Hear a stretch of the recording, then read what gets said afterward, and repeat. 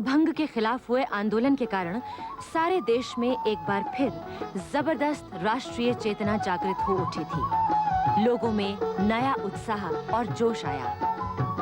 वंदे मातरम, युगांतर और संध्या नामक समाचार पत्रों ने इस आंदोलन को काफी ताकत दी।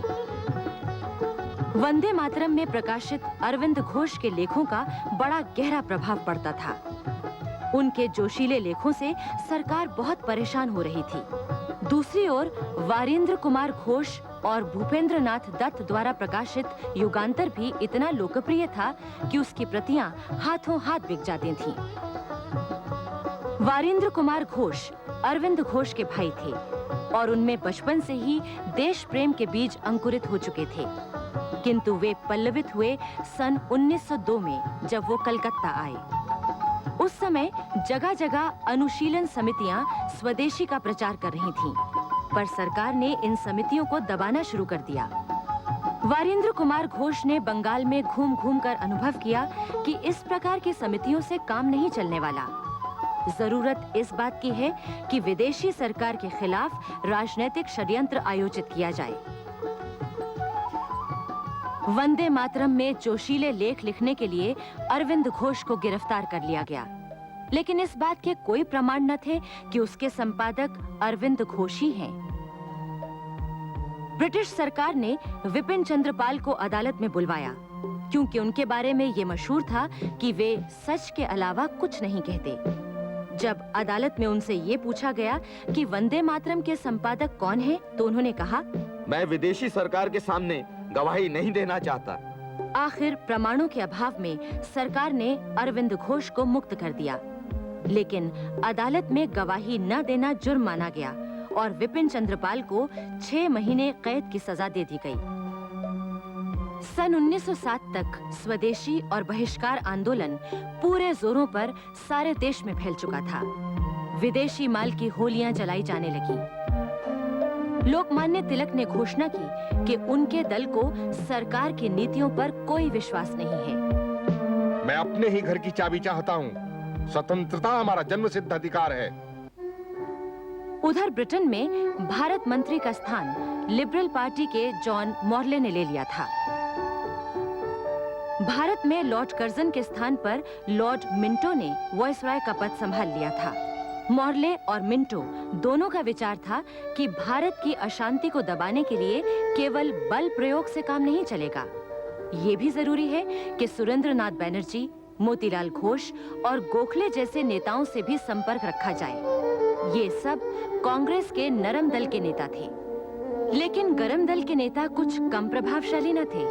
तिलक, अरविंद घोष, विपिन चंद्रपाल, लाला लाजपत राय आदि ने भी कांग्रेस पर अपना प्रभाव जमाना शुरू कर दिया था। चूंकि कांग्रेस को उस समय तक ब्रिटिश सरकार ने राजनीतिक महत्व दे दिया था, इसलिए गरम दल और नरम दल के बीच रस्साकशी शुरू हो गई। सन 1907 में सूरत में हुए कांग्रेस अधिवेशन में दोनों दलों के बीच खुलकर संघर्ष हुआ। काफी गड़बड़ी के बाद गरम दल वाले पंडाल छोड़कर चले गए। अधिवेशन की कार्रवाई नरम दल वालों ने चलाई। वहां उपस्थित 1600 प्रतिनिधियों में से केवल 900 गरम दल के साथ हो गए। उन दिनों वंदे मातरम कहना कानूनी अपराध था। मेदिनीपुर बंगाल में एक कृषि प्रदर्शनी लगी थी।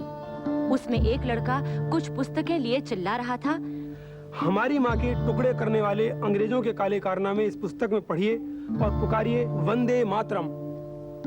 अचानक उस लड़के के अध्यापक वहां आ गए। उन्होंने समझाया, खुदीराम, ये सब बंद करो। जानते नहीं वंदे मातरम कहना विद्रोह करना है। खुदीराम बोला, तो मैं विद्रोही ही सही।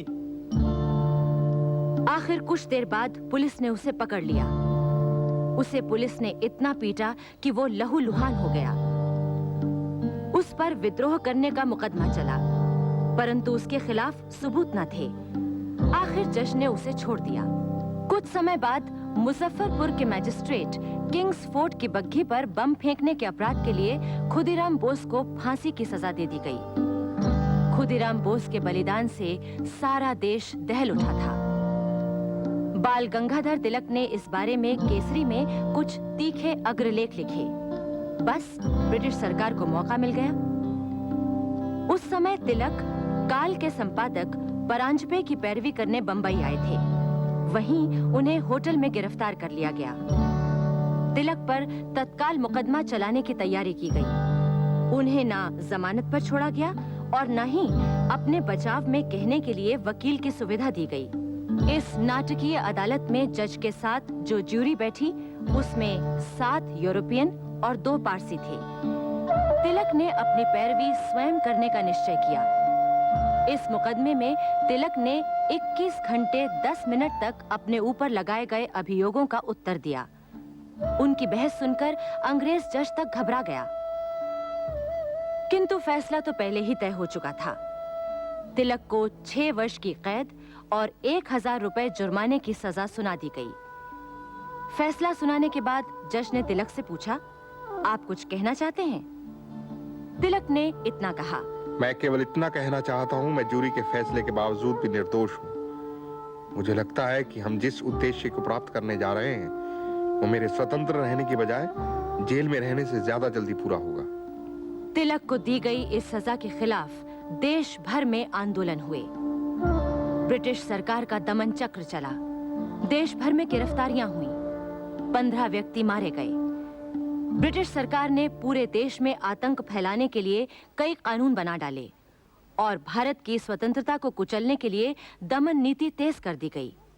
उधर विदेशों में भी भारतीय स्वतंत्रता संग्राम की गतिविधियों को तेज करने के प्रयत्न किए जा रहे थे। इंग्लैंड में बैरिस्ट्री कर रहे श्यामजी कृष्ण वर्मा ने भारत में हो रहे ब्रिटिश सरकार के अत्याचारों का विरोध करने और भारत की वास्तविक स्थिति विश्व के सामने रखने के लिए सन 1905 में इंडियन सोशियोलॉजिस्ट मासिक पत्रिका का प्रकाशन शुरू किया था। उन्होंने इंडियन होम रूल सोसाइटी की भी स्थापना की। श्यामजी कृष्ण वर्मा द्वारा खरीदे इंडिया हाउस भवन में रहने वाले भारतीय विद्यार्थी ब्रिटिश सरकार का सिरदर्द बनने लगे। इंडिया हाउस में श्यामजी कृष्ण वर्मा से मदन लाल ठींगरा, विनायक दामोदर सावरकर आदि अनेक छात्रों ने देशभक्ति की दीक्षा ली। सावरकर ने उन्हीं के मार्गदर्शन में 1857 क्रांति की वो प्रसिद्ध पुस्तक लिखी, जिसमें उन्होंने सिद्ध किया था कि 1857 की क्रांति स्वार्थी राजाओं द्वारा नहीं चलाई गई थी, बल्कि वो राष्ट्र की स्वाधीनता का आंदोलन था। धीरे धीरे श्यामजी कृष्ण वर्मा ब्रिटिश सरकार की आंख का कांटा बन गए। उनका इंग्लैंड में रहना मुश्किल हो गया। आखिर अवसर देखकर वो पेरिस चले गए। पेरिस में भी उन्होंने इंडिया हाउस की स्थापना की और मदाम कामा तथा अन्य मित्रों की सहायता से ब्रिटिश सरकार विरोधी काम शुरू कर दिया। मदाम भीखाजी कामा जब 24 साल की थीं, तब 1885 के पहले कांग्रेस अधिवेशन में शामिल हुई थीं। तभी से उनमें देश सेवा की लगन लग गई थी। जब वो 40 वर्ष की थीं, अपना इलाज कराने इंग्लैंड गईं। वहां उनकी भेंट श्यामजी कृष्ण वर्मा से हुई। उनके कार्यक्रमों से मदाम भीखाजी कामा बहुत प्रभावित हुई। एक दिन मदाम भीखाजी कामा ने लंदन के हाइड पार्क में बड़ा जोरदार भाषण दिया। उन्होंने बताया कि हिंदुस्तान में अंग्रेज किस तरह जुल्म करते हैं। भीखाजी कामा के भाषणों से ब्रिटिश सरकार चौंक पड़ी। उन्हें गिरफ्तार करने का निश्चय किया गया, परंतु इससे पहले ही मदाम भीखाजी कामा पेरिस चली गईं। पेरिस में मदाम कामा की भेंट कई देशभक्त भारतीयों से हुई। इनमें प्रमुख थे लाला हरदयाल, विनायक दामोदर सावरकर, शाहपुरजी सकलातवाला, वीरेंद्र चट्टोपाध्याय आदि। सन 1905 में मदाम कामा ने जिनीवा से वंदे मातरम नामक साप्ताहिक प्रकाशित किया, जिसमें भारत में अंग्रेजों के अत्याचारों के बारे में लेख छपते थे। सन 1907 में मदाम भीखाजी कामा अमेरिका गईं और वहां भारत की स्वतंत्रता के बारे में भाषण दिए। उन्होंने Germany, Scotland, Paris, London, New York सभी जगह जाकर अंग्रेजों के खिलाफ भाषण दिए। वो कहती, देश बंधुओं, अपने देश में अपनी स्थिति का ख्याल करो। रूस में देशभक्ति करने वाले वीर माने जाते हैं। अंग्रेज भी उन्हें देशभक्त ही मानते हैं और वही अंग्रेज हमें देशद्रोही और गुनहगार समझकर सजा देते हैं। यह किस लिए? विदेशी शासन का सामना करना ही सच्ची देशभक्ति है। गुलाम जीवन बेकार होता है। सन 1908 में जर्मनी में विभिन्न देशों के 1000 समाजवादियों की परिषद हुई। भारत की प्रतिनिधि बनकर मदाम भीखाजी कामा जर्मनी गईं। वहां सब देशों के राष्ट्रीय ध्वज फहराए गए। इस मौके पर उन्होंने अंग्रेज सरकार के यूनियन जैक की जगह भारत का अपना राष्ट्र ध्वज तैयार करके फहराया। इस राष्ट्र ध्वज में लाल, सफेद और हरे 3 रंग की आड़ी पट्टियां थीं। पहले लाल रंग की पट्टी पर कमल का फूल और 7 सितारे थे। बीच वाली सफेद पट्टी पर वंदे मातरम लिखा हुआ था। नीचे हरे रंग की पट्टी पर सूर्य और अर्धचंद्र का चिन्ह था। 7 सितारे सप्तर्षि की याद दिलाते थे। सूर्य और चंद्र हिंदू मुसलमान की एकता के प्रतीक थे और वंदे मातरम भारत की एकता का मंच था। हमारे देश का पहला राष्ट्र ध्वज यही था। मदाम भीखाजी कामा ने भारत के स्वतंत्रता आंदोलन को विदेशों में प्रचारित करने का जो महान कार्य किया, वो उनकी ऐतिहासिक देन थी। लाला हरदयाल जिन दिनों लंदन में पढ़ रहे थे, वहां भाई परमानंद और सावरकर के संपर्क में आए। वो राष्ट्रीय आंदोलन में शामिल हो गए। कुछ समय बाद जब वो भारत आए तो लाला लाजपत राय के साथ काम करने का अवसर मिला। उनके क्रांतिकारी विचारों के कारण शीघ्र ही देश भर में उनका नाम तो हो गया, लेकिन ब्रिटिश सरकार उनके पीछे पड़ गई। आखिर वो देश छोड़कर पेरिस पहुंचे।